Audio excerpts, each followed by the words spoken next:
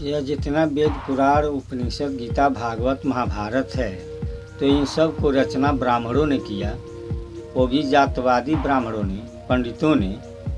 ब्राह्मण का एक अर्थ ये होता है कि जो लोग विद्वान होते हैं, वो लोग रचना किए तो सही बात है। लेकिन एक ये होता है कि सभी जो पंडित होते हैं, जो जातवादी होते हैं, जो जन्म से पंडित होते हैं, क्या उन्हीं ने सभी ग्रंथों का रचना किए और सभी ग्रंथों में अपनी मनमानी किए। जब चाहे तो सो लिख दिया, अपनी दबदबा बनाने के लिए, अपनी पुजवाने के लिए। इस नाते हम इन ग्रंथों को पढ़ेंगे नहीं। इन ग्रंथों से हमें कोई मतलब नहीं है, न वेद से, न उपनिषद से, न गीता से, न भागवत से, न महाभारत से, क्योंकि इन सब बेदबदबा पंडितों का है और पंडितों ने इसे बनाया है, तो पंडित ही पढ़ें। पहले पंडित लोग कुछ ग्रंथों में लिखे कि शूद्र पढ़ नहीं सकता है, शूद्र कह नहीं सकता है, शूद्र देख नहीं सकता है ग्रंथों को, और अब हम सहजे अपने आप उसको अस्वीकार कर दिए कि हम उसको पढ़ेंगे नहीं क्योंकि ये पंडितों ने बनाया है। तो पहले जो चाहते थे वही अब हम भी कह रहे हैं। लेकिन क्या ये सत्य है? क्या सभी ग्रंथ पंडितों ने बनाया? सब में अपनी मनमानी किए, सब में जातिवाद किए? ये बात सत्य नहीं है। और इसीलिए कबीर साहब ने कहे कि सार सार को गहरे थोथा दे तुरा। वेद के ऋषि खुद कहे कि जैसे सत्तू को चाल कर खाया जाता है, उसी तरह बालियों को चाल कर हमें ग्रहण करना चाहिए। कभी मित्र की मित्रता रहती है और लक्ष्मी वहाँ वास करती है। लेकिन हम ऐसा करते नहीं हैं। बस हम सुन लिए कि ग्रंथ ब्राह्मणों ने रचा, मनमानी किए, हमको कोई भड़का दिया, अब हमें रामायण महाभारत गीता भागवत पढ़ने की जरूरत ही नहीं है, बस अब हम विरोध करेंगे। लेकिन है नहीं ऐसा। चलिए हम पहले रामचरितमानस को देख लेते हैं। रामचरितमानस में गोस्वामी जी ब्राह्मण हैं, पंडित है, और वो लिखते हैं कि पूजय विप्रशील गुणहीना, शुद्ध न पूजे ज्ञान पर भी ना। कहते हैं कि विप्रों को पूजो, पंडितों को पूजो, शूद्र के मत पूजो। लेकिन जब जनकपुर में जाते हैं, धनुष टूट जाता है, उसके बाद तुरंत परशुराम जी आ जाते हैं। परशुराम बेचारे ब्राह्मण हैं, पंडित हैं,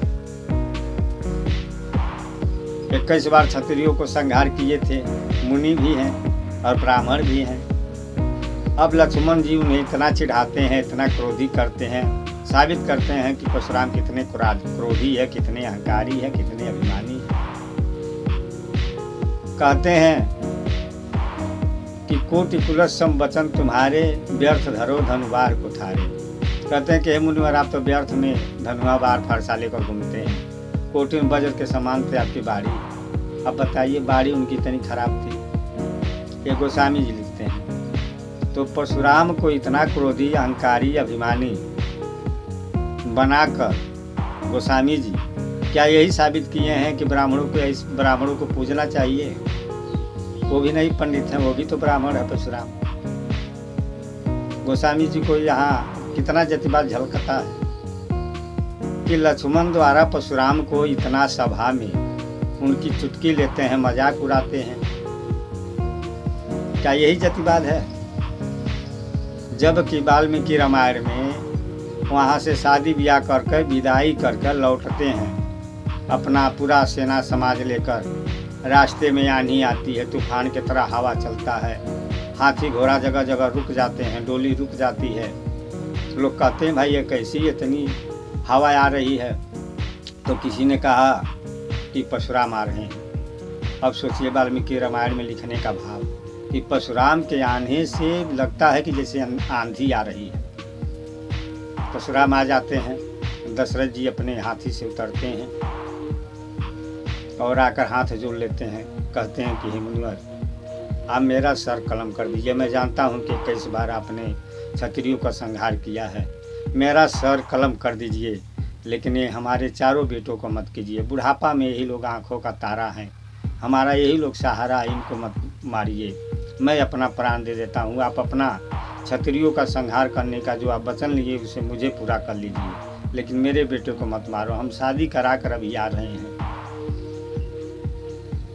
परशुराम जी पूछते हैं, धनुष किसने तोड़ा? मैं उसे देखना चाहता हूँ। राम जी आते हैं, कहते हैं कि मैंने तोड़ा है, आपका ही शिष्य तोड़ा है। कहते हैं तोड़े हैं तो हमारे ये जो धनुष है इस पर डोरी चढ़ा कर दिखाओ। चढ़ा देते हैं, बस परशुराम चले जाते हैं। अब इस बात में सम्मान है परशुराम का, आकि जो लक्ष्मण जनकपुर में करते हैं उसमें सम्मान है। यहाँ लक्ष्मण एक बार बोले भी नहीं, एक वाक वाल्मीकि रामायण में लक्ष्मण ने परशुराम से नहीं बोला। अब बताइए, ब्राह्मण ने तुलसीदास जी लिखे और परशुराम की इतनी जलील किए, तो क्या यही सभी ग्रंथों में ऐसे ही ब्राह्मणों ने दबदबा बनाया? दुर्वासा ऋषि अमरीश ऋषि को परेशान करते हैं।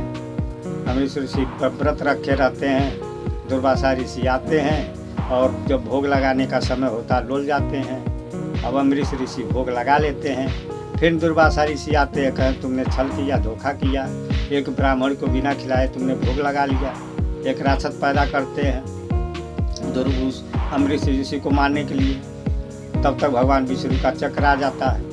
अब दुर्वासा भागते भागते भागते भागते तीनों लोक में भागते हैं, पीछे पीछे चक्र, आगे आगे दुर्वासा। पूरे संसार में भागते भागते थक जाते हैं। नारद जी मिलते हैं, नारद जी बताते हैं कि आपको जाग तो अब वही बचा पाएंगे।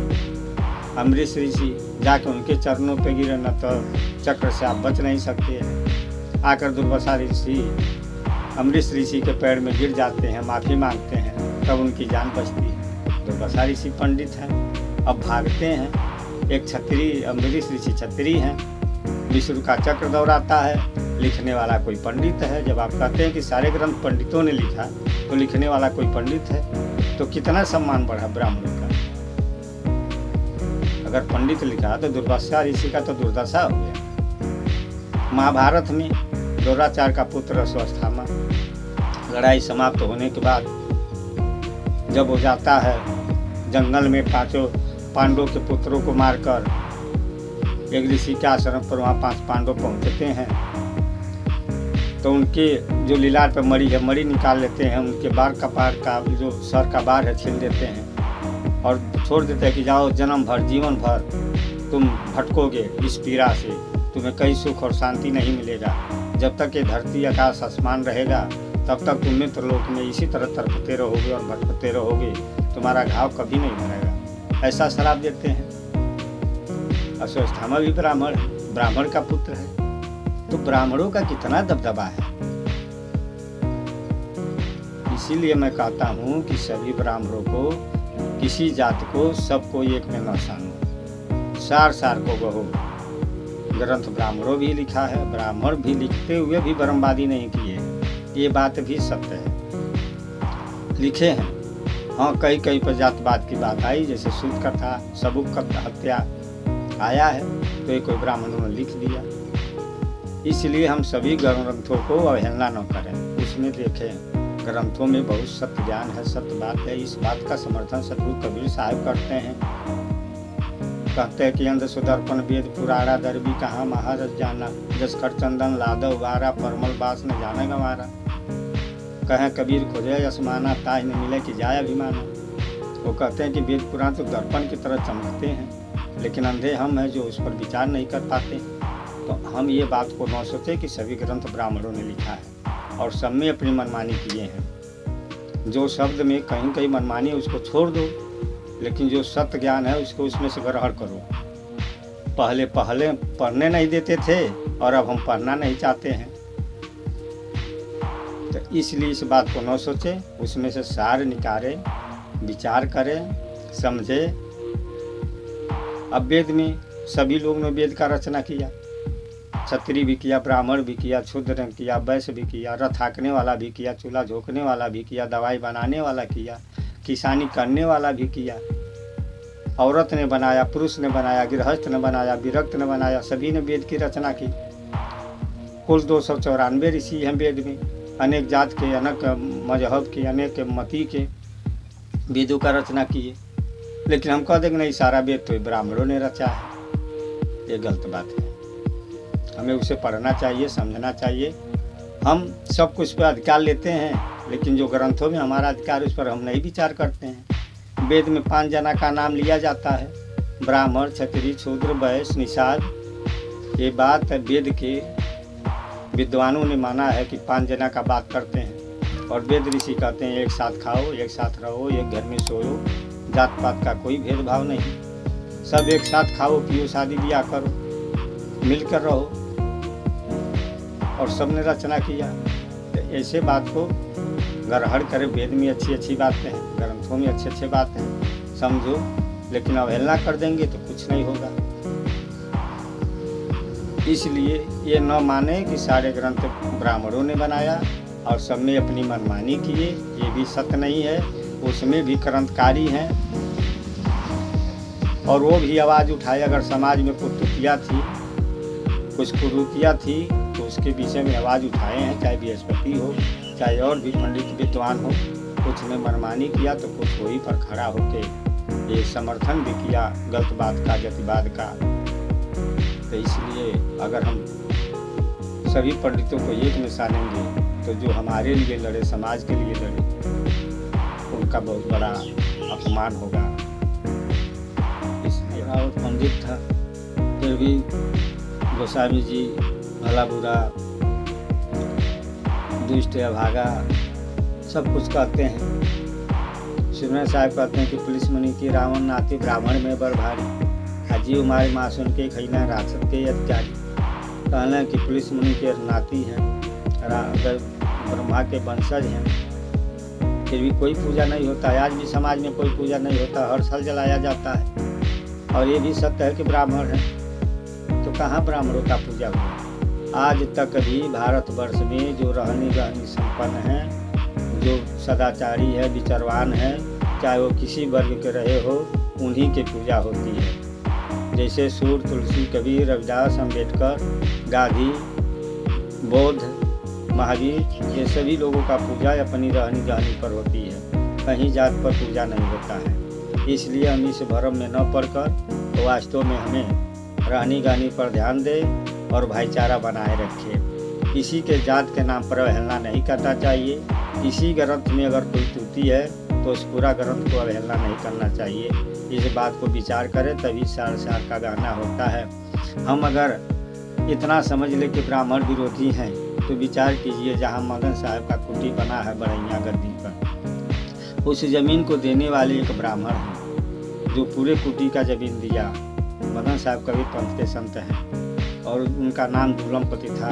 मदन साहब से चेला बने, अपनी पूरी जमीन जायदाद दान में कर दिए। आज वहाँ को ये नहीं है कि ब्राह्मण ही रह रहा है। दुलमपति बाद गुरुशरण पत और उसके बाद विवेक पत साहब, उसके बाद प्रकाश पत साहब, जो बेचारे उस ज़मीन की रक्षा किए। यहाँ तक ले बताया जाता है कि कचकार जो थे अगल बगल के छका रहे थे, तो ये प्रकाश पत साहब ने उन लोगों से टक्कर लिया, उस ज़मीन को बचाया।